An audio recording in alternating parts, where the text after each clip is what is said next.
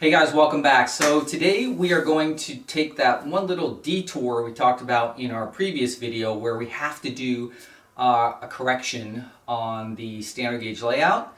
And it has to do with the MTH Lionel switches that I'm using on the main outer loop here. So we're going to talk about what the issue is, we're going to talk about the possible solutions for it, and then we're going to look at the solution that I've come up with to resolve the issue. So this occurred because I was actually doing final test runs of all my different engines on all the loops to make sure that everything that I was set up on the layout, everything cleared. You know, for the overhead, for the upper level, for the curves, all the posts that are everywhere around the layout. So I was making some final test runs just to make sure that, you know, engines that I was putting on there, I knew which loops they could run on and that everything cleared. And that's when I discovered an issue with two particular trains, the Lionel Hiawatha and the Lionel Commodore Vanderbilt. So we'll take a look at this, see what the issue is, and then the solutions. And hopefully if you're building your first standard gauge layout, then you won't run into this issue and then have to correct it later. So that's what we're going to do today. So let's get started.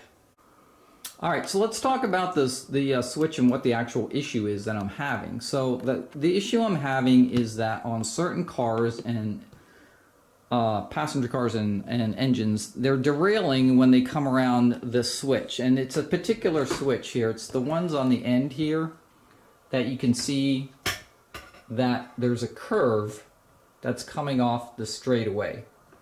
So if the switch is set to straight, as soon as it comes through the switch, there's a curve that it hits. And it's a 72 curve. It's not a sharp curve, but it's still a curve that comes right off the switch. And so that's causing an issue with certain engines and cars derailing on that switch. So the reason they're derailing is because when it's coming through the switch as a straight, and then I immediately start curving in, the engine is actually pulling the cars in towards the inner part of the switch, right? Just normal geometry. It's yanking the cars in, right? All the couplers are moving that direction and everything is yanking that way. Well, on the MTH switches, the way they've designed these, right, we have this sort of little guide right here on the end. There's a small guide. It's die cast, and basically it moves the wheels one or two directions through the curve or through the straight, and it has this little sort of pointy portion here to guide it. The problem is if you have a curve right after your switch, again, it's pulling everything in towards the switch. What happens is as the even though I'm going straight in the switch, as the wheels are coming down here, because the car is being yanked this direction, the wheel on this side will actually go down this side of the guide instead of going down the straight portion. Okay, so I have the outer wheel here still coming down straight, and then I've got the inner wheel going off on the other leg, and of course then it derails.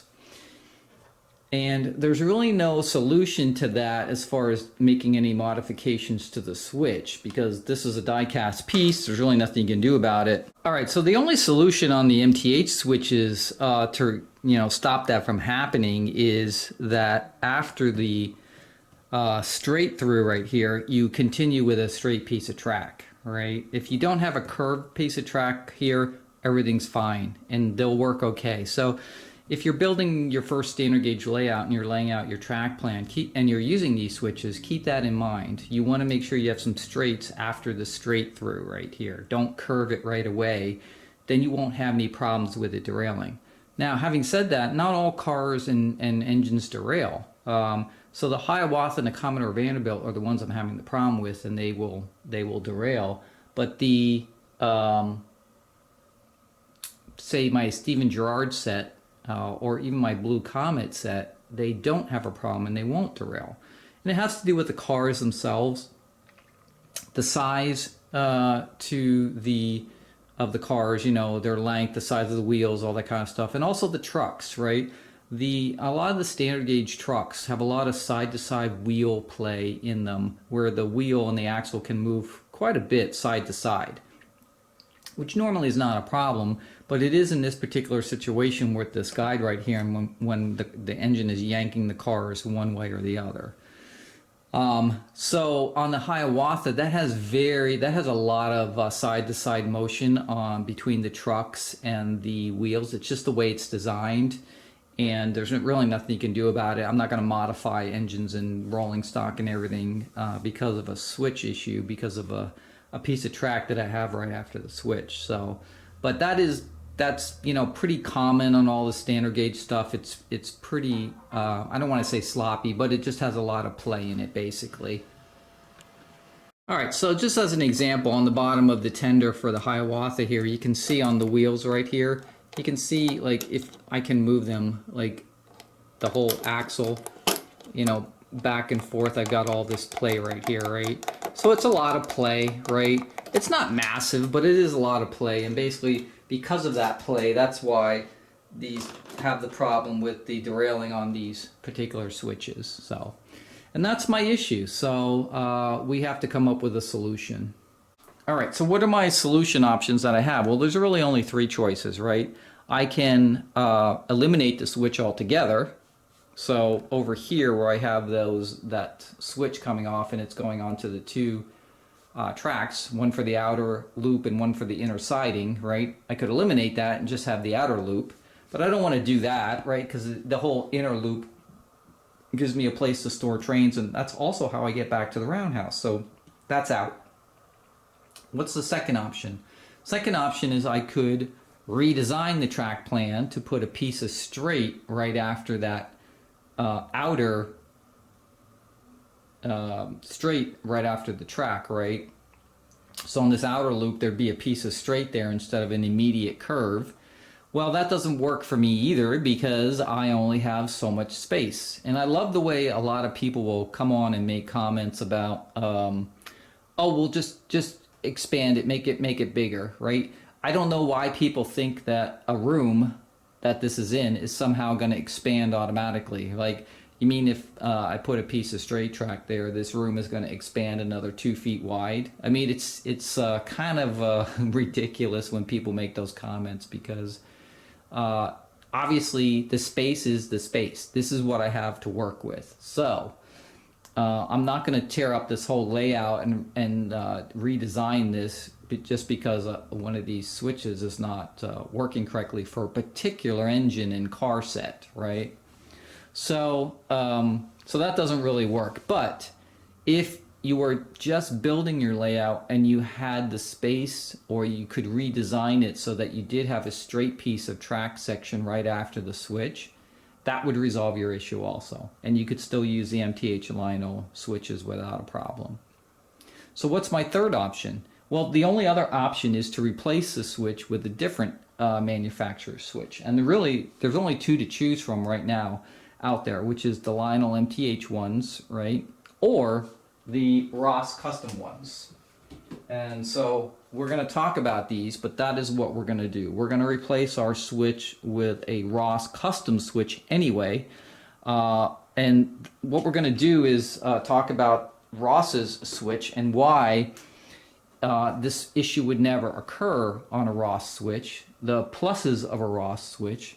We're going to talk about the minuses of a Ross switch, because there are some minuses. So everything has a plus and minus in the world. There's nothing that's absolutely perfect. And the MTH ones have plus and minuses, and the Ross ones have plus and minuses. So we're going to do a comparison of the two, of the plus and minuses. But the Ross switch is going to resolve my particular issue on my particular layout. And again, I only have 4 switches total on the entire layout, and 2 of those switches are just for sidings. So those actually, the 2 on the sidings are actually not causing any issue. It's only the 2 on the outer ends for this outer loop that are causing the issue with the derailing. So technically, I only really have to replace 2 of them. Although, I think because the Ross switches are much smoother when the trains pass through them, that I will replace all 4. So, but we'll see once we get the 2 outer ones actually installed. So let's do a quick comparison of the plus and minuses between the Ross switches and the MTH Lionel switches. Now, I will say that in the standard gauge sort of group world, these Ross custom switches are what everybody says to get. I mean, I've heard it over and over again from pretty much every standard gauge modeler out there that these are the best switches to get for standard gauge. But we're going to talk about plus and minuses between the two, okay? And we're just going to keep them right here side by side so you can kind of get a view of kind of what I'm talking about. Okay, so first of all, obviously they look very different as far as their visual appearance. Obviously the MTH Lino 1 is the classic pre-war design and look, including like the baked green paint finish. You've got the chrome switch stand here and the switch lantern right here. So obviously that look is much different than this look, which is a more black plastic track bed, right? And a totally different type of switch machine right here. There's also no lantern. There's no switch lantern on this by default when you get them. And then they also have this little plate here, Ross Custom 72. I'm not sure I like that at all, to be honest with you, if I'm trying to blend this into a layout. But visually, they look a little bit different. The second thing is that the Ross switches, the reason I think these switches are kind of like flawless and work perfectly with standard gauge is there's a little bit of a different design philosophy with them than the MTH ones.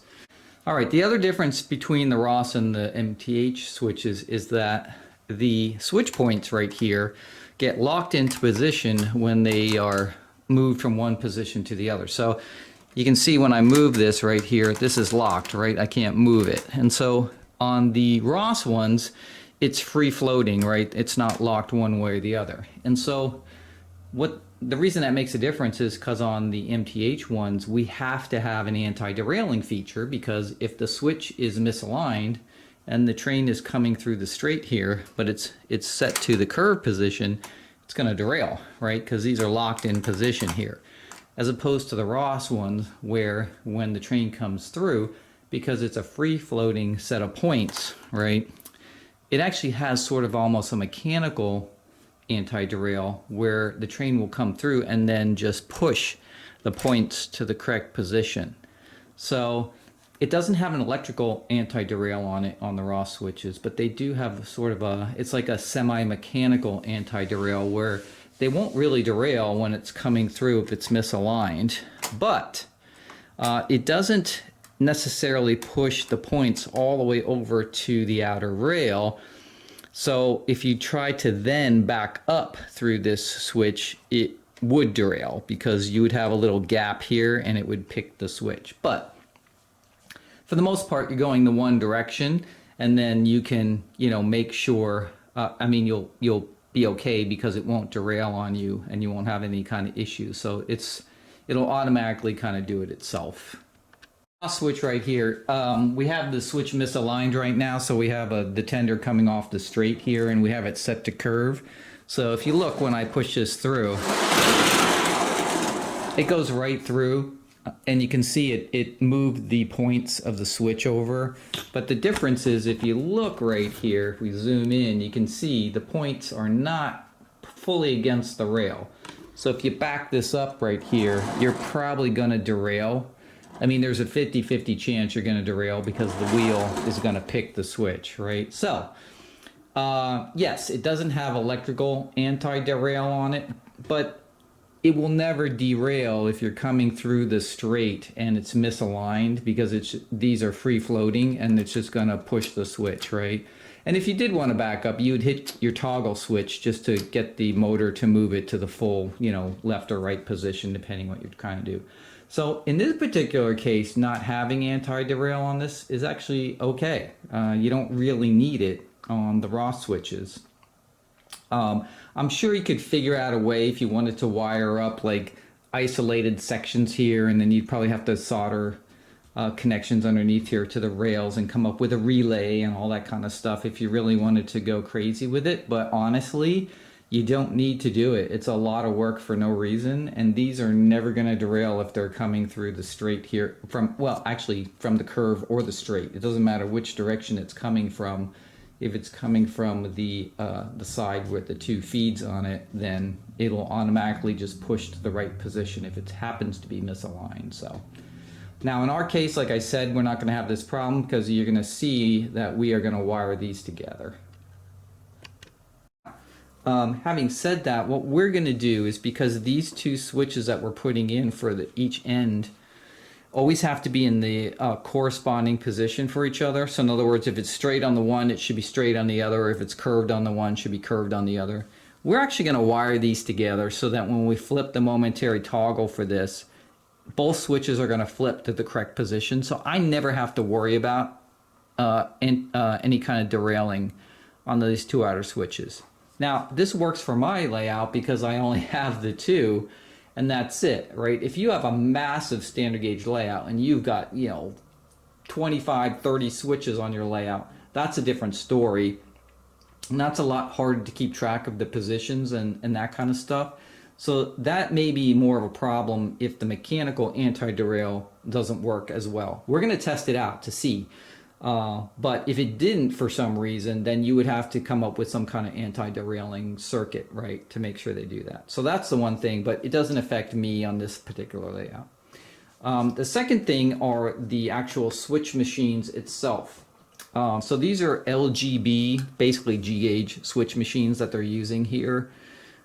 What I don't like about these is, first of all, they're DC powered. So now you got to have a separate power source. You can't use your regular AC transformer. So it's kind of annoying. You have to have a separate power source. Luckily, I do under mine because I'm using that DC power source for those IR sensors that I'm using to trip different things on the layout as the trains are passing. But if I didn't have that, then I'd have to buy an extra piece to get DC powered coming to these. Okay. The other thing is they're not really that attractive looking. Okay. So you can switch them side to side, it looks like, because I see mounting posts for each one. So it looks like you can flip it over there. Although I don't know what happens with these three wires coming out here. We'll have to see. But it looks like you can flip them side to side. So that's a nice piece. That's something you can't do on the MTH ones. Whatever side they're on is the side that they're on right here. Although they typically are on the correct side. I don't know why on the switches going to the right here, this would be on this side, which should really be on this side. That would be the more logical side to put it on. But the switch machines are quite different, right? And they work with a momentary toggle switch.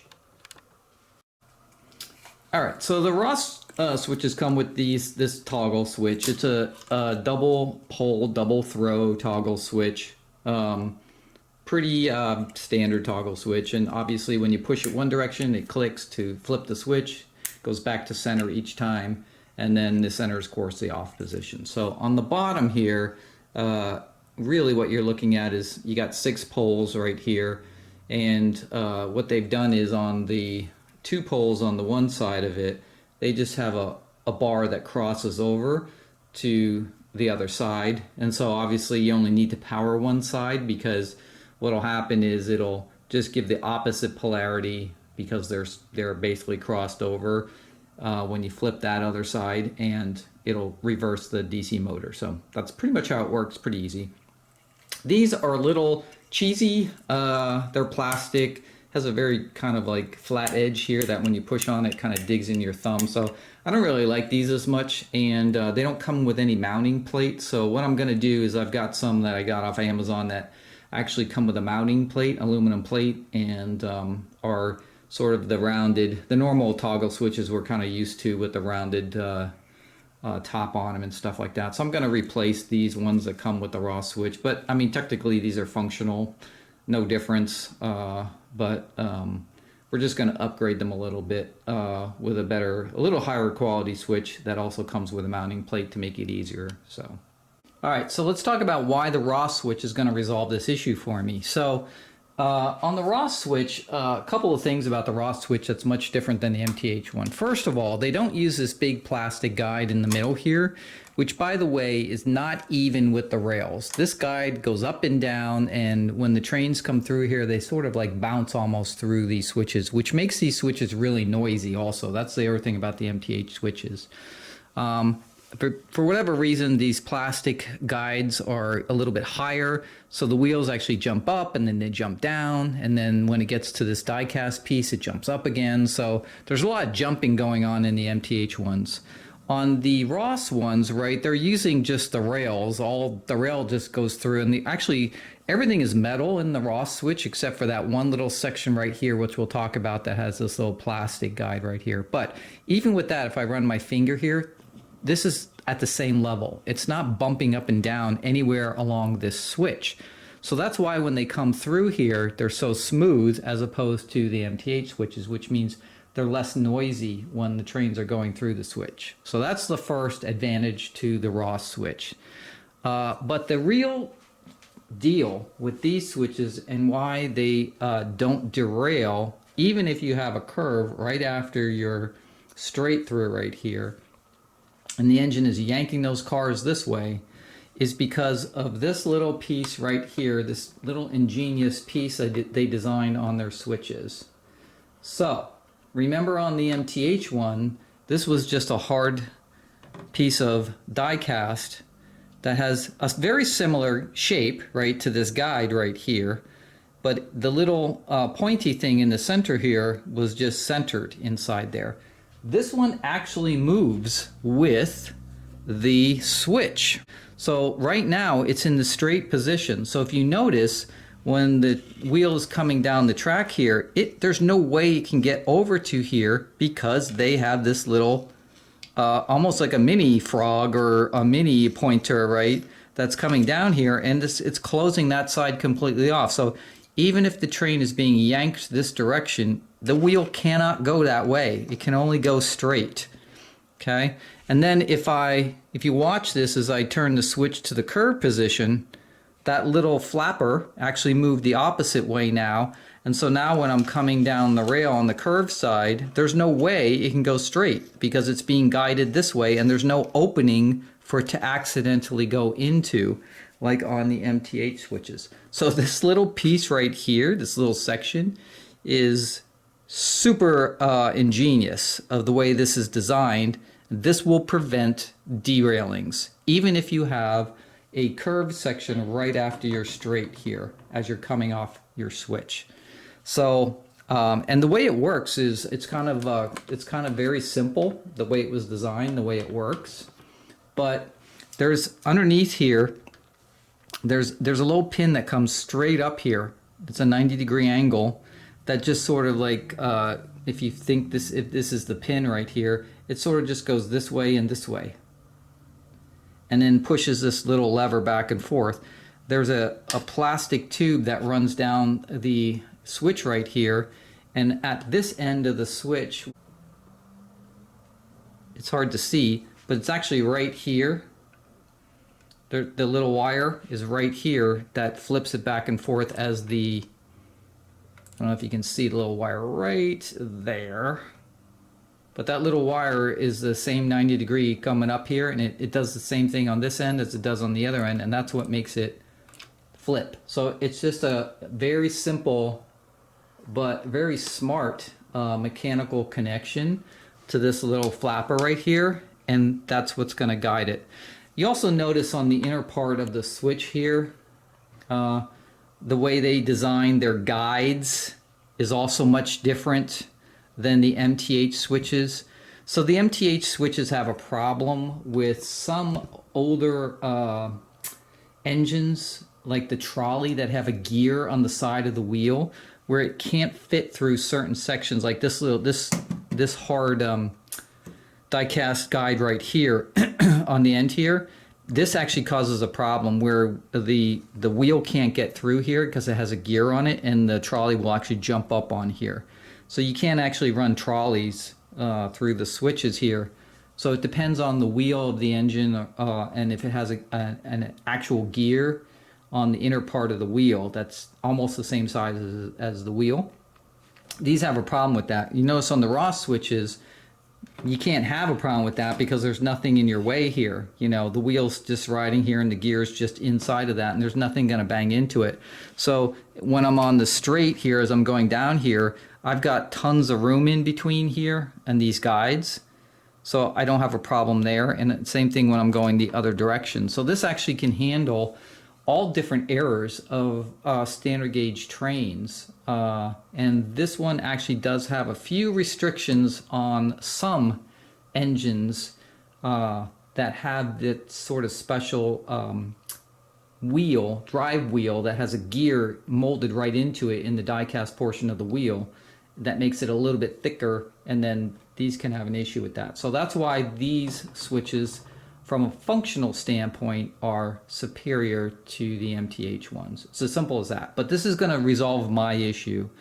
So what we're going to do is, first thing one other note I want to make is when Ross designed these switches, luckily they designed them to be direct drop-in replacements for the MTH switches. And what I mean by that is the size is identical. So if I took this switch and I lay it right on top of the MTH one, you can see right here, it's an exact drop-in. In other words, I take out the MTH one and I drop this one in. There's no modification that I need to make to my track. I don't have to make it longer, cut it, make it shorter to make this fit in. He made them the exact same dimensions as far as end to end, and you know, the angles and everything that's going on here with the ends of the track, the same as MTH's. So I'm assuming what he did is he took the MTH one and he made sure that everything was identical for his switch, so that it would drop right in. So these could be a direct replacement for the MTH one. So if you already have these on your layout and you want to get, even if you're not having a derailing problem, you just want a smoother, quieter switch and you want to replace them, these are a direct drop-in, which for me, like, is a lifesaver, right? That I don't have to pull these out and then play with the track to get them back in. So for me, this is going to be super easy to pop these in. And, you know, basically I don't even have to take, like, I'll take the 2 screws off the right here, and then I'll take out a couple of screws to lift up this track section just enough to pop out the switch, and then the Ross one will just pop right into it and I'll be set to go. And that'll be pretty much it. So I want to basically, you know, find out once I pop that in and I run the train through, is it smoother, quieter, and then does this solve my issue? Which I can already tell from a derailing standpoint, this is absolutely going to solve my issue. But if they're nice and smooth and quieter, then I will replace these other 2 that are on the sidings, just because you know, the standard gauge trains are already noisy enough and you want to make them as quiet as possible. So this will help with that too. Now we are going to, like I said, on the switch machines, we're gonna have to pop this over to the other side because it doesn't really work the way it is over on this end over here. Because if you look over here on my right hand switch back there, right, I don't have enough room probably between the switch and the outer siding right there for that switch machine. So it's going to have to be on the inside instead. So I'm going to have to flip that around. So we'll show you how to do that. I'm not even really sure how it works. It seems pretty straightforward, but I just don't know what these 3 wires here are for. I can see they go underneath the switch and they're soldered to the rails. I just don't know electrically what it does inside here, because this is DC, these are AC rails. You can't mix the 2 together, so I'm not sure what's happening inside with these 3 wires. And then it looks like you get 2 screws here where the wires are running underneath, so I'm assuming I can move these over to this side, but we'll see how it works.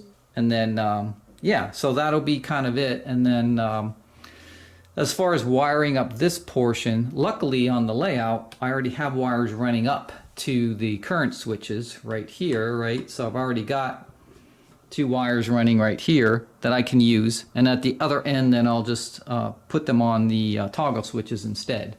So wiring wise, I don't have to get underneath and do all kinds of wiring too. I just have to do the endpoints and we should be pretty good. So it should be a pretty straightforward, simple process. And today I can only replace the two outer ones, the left and the right, which are the ones causing the problem because they're out of stock of the other two are back ordered that I ordered. So I have to wait for those to come in for the sidings, but that's okay. These are the ones that are actually causing the issue. So these are the ones that we're going to replace. And then as soon as the little switch lanterns that pop, I think that pop on top of these come in, we'll get those added on. They should be here. I'm not sure. I think I did 2-day shipping on them or something like that. So hopefully they'll be here in a couple days. And then we'll show you what those look like, how they attach on there. And then that'll kind of be my final setup for the switch itself. And then these little control panel switches, we'll show you that once we get to that point. But we don't need any of that just to make it operational. To make it operational, we just need to put the switch in the layout. And then we'll test out the mechanical anti-derail too. So let me get this installed on both ends. I'll get these two switches installed on both ends. And then we will run some trains through them and see what happens. All right, so we have our two switches on both ends installed. And you can see, like, when they're in here, right? They're they blend in very well, right? They don't stick out. So it's not like they're a big eyesore or anything like that. And hopefully when we get the little switch lantern unit that I think just pops on here, I'm not exactly sure how it works, then that will be, you know, it'll look a little better even with that hanging out there. So I did have to move the switch machine from this side to this side. I did notice that the holes for the track tabs hanging out, they don't actually line up perfectly like they do on the one side. So you can see the switch machine is actually just, if you look at it this way, it's a little bit crooked. I don't know, I might have to do something about that. So they're a little off that way, and then I had to move all the wires underneath and reroute them over to this side so they come out basically over here. I don't have anything hooked up, and to be honest with you, if you were just doing the switch machine without any additional, like the lantern or anything, you don't even need these wires because I can see what they're for. There's a little cherry switch in here that basically, there's two cherry switches in here that click up and down based on these and make these connections, I think, to connect between the center rail and then whichever outer rail is actually activated, right? And then that's what does it. So you know, these you may not even need, and honestly we'll see what they look like when I get them. If they're nice and everything, I'll hook this up, but if not, then I don't even need these on here.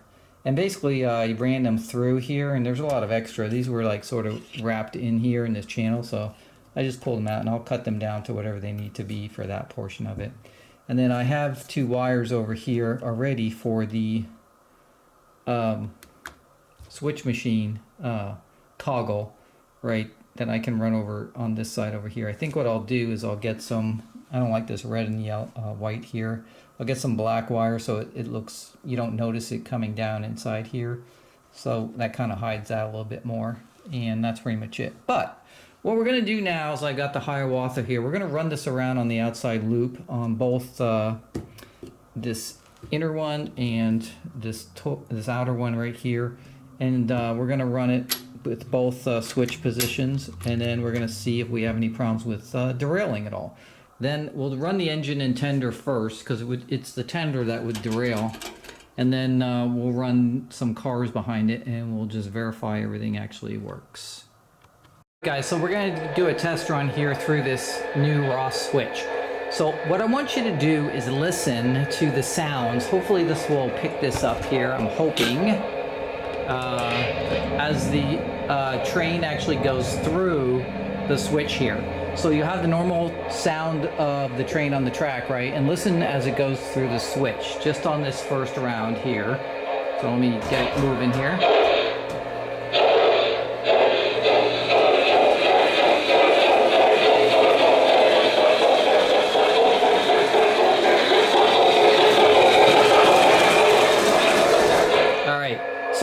If you noticed, there's almost no sound difference between when it's on the regular rail and when it's going through the track. Okay, it's like pretty much the same. Now I'm going to show you the one switch I still have left in the back here that this has to go through, and we're going to try to listen for the sounds of that one and see if you can hear the difference. So now we're going to bring the train through this switch back here, which I haven't replaced yet because like I said, Ross is out of stock and I'm just waiting for them to make more before I can replace this one in the back here. But listen as the train goes through this one.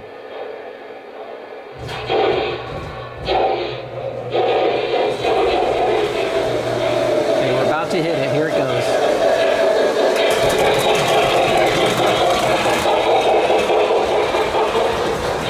So I don't know if you could hear all that banging and rumbling as it was going through the switch. It's probably hard to hear in the camera, but that switch, you can definitely tell something, it's going through a switch, because the entire train is banging, rumbling, and making a lot of noise. And it's banging so you can hear it through the wood platform and everything, right? When it's going through the raw switches, it's super silky smooth and it sounds like just another piece of track. So that's the big difference. Now for me, like I said, we really should never run into that problem because we're going to wire these two switch controllers together. So they're always going to be one direction or the other, and they'll always be aligned. So I should never have a situation where a train has to actually align the switch. In other words, that manual non-derailing, right? I shouldn't have to worry about that, or I should say mechanical non-derailing, right? Because I'm always going to be in the right position, because when I flip that toggle, both switches are going to flip to the right one, and it should be in the right position, and I should never have an issue. And then if I do decide to back up, I should be able to back up exactly where I want to, and without having to worry about it picking the switch, right? So, alright guys, I got this all wired up here with one switch right here, as you can see. And so what I'm doing here is this switch is just going down underneath here, and I've got the 12-volt feed, and then the to the switch machines, right? And what I did is this pair right here of wires that goes to the switch machines actually just goes out to a connector where both of the outer machines are connected to it. So both of them are connected to this one pair that comes up to the switch. And I just have it set to 12-volt DC. So basically, if I take this switch right here, if you look over here, I'm just going to flip it real quick. You see it flipped into the curved position on this side right here, right? Well, let's go over here. And guess what? We're in the curved position over here too. So our switch is in the curved position right now. We're going to hit our toggle real quick here. And now you can see it's in the straight position on this side. So let's go look at the other side. Side here, we're also in the straight position. So basically I have both switches wired together so that when I flip the toggle, they'll both go to the same position and everything will be lined up, and I don't have to worry about any derailing, right? So actually anti-derail in this case doesn't really apply. I don't really need it in any way. And if the train was coming from the straight position, then it's just going to go down whichever way it's set. So there's no derailing on that way. So guess what? On the Ross switches, you really don't need an anti-derail if you wire pairs together like that, things that would go together. So in that case, I'm okay on my layout. On your layout, if it's more complicated track plan, that may not work. But if you're doing switches in pairs that are just going off into sidings and stuff, that does work perfectly. And you can wire switch machines together so that multiple ones can trip at the same time, and then everything lines up. So that works out really well. And so overall, I'm pretty happy with these, right? They're less noisy. The trains go through them perfectly, smoothly. The switch machine right here, it's not too obtrusive. I think once it gets the little lantern accessory put on top of it, it'll look a little bit better, but the switches themselves are fine. They're direct replacement drop-ins for the MTH ones, so yeah, everything's going good. So my next step is I'm waiting for the toggle switches that I'm going to use to come in from Amazon, and then we'll get those mounted, hooked up, so you can see kind of finally what it looks like on the control panel. And again, I have 4 switches, but I'll only need 3 actual toggles because I'm going to, put the 2 together here. So, guys, there it is. There's the final little toggle switches mounted in their final place here.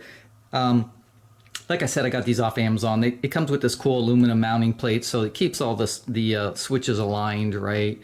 And makes just a neater installation. And I just have 3, right? I got the one toggle that it takes care of 2 switches at once on that main outer, and then I got the roundhouse siding and the outer siding right here, and that's all I need on my layout. So, but I like this a little bit better. They're a little high quality toggle switches, same type, double pole, double throw, and then they have a nice rounded sort of handle on them that doesn't sort of push into your finger. So they're just a little bit nicer, and I just upgrade them. Nothing wrong with the Ross ones. They work, that come with it. So you don't necessarily have to upgrade, but I just did, and I like it better. So yeah, that's kind of what it looks like.